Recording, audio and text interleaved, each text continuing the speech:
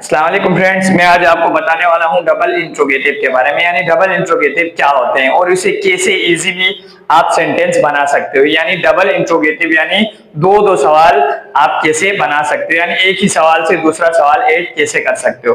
तो पहले देखें आप, do you go to school, क्या आप स्कूल जाते हो।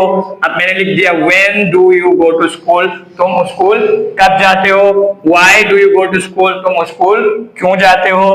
Where do you go to school, आप स्कूल कहाँ या स्कूल के लिए कहाँ जाते हो। अब यहाँ इसी तरह से एक और जुमला लिखा है मैंने, does she come to coaching, क्या वो कोचिंग आती है। Why does she come to coaching, where does she come to coaching,